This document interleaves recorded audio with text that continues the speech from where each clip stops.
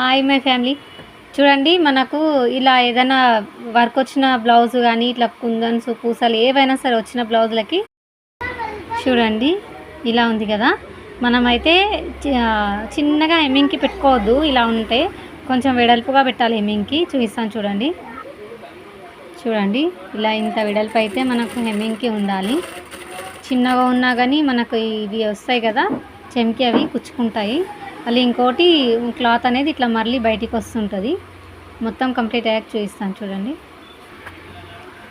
చూడండి మనం బ్లౌజ్కి అయితే ఇలా ఏమన్నా కుందన్లు లేదా చెంకీలు వచ్చిన బ్లౌజ్లకైతే ఇలా వెడల్పుగా అనేది మనం హెమ్మింగ్కి క్లాత్ అనేది తీసుకోవాలి. చూడండి ఇలా ఎక్కువ హెమ్మింగ్ వస్తే చిన్నగా పెడితే ఇక్కడ వరకు వస్తుంది కదా, ఎక్కువ అయితే ఇక్కడ వరకు వస్తుంది.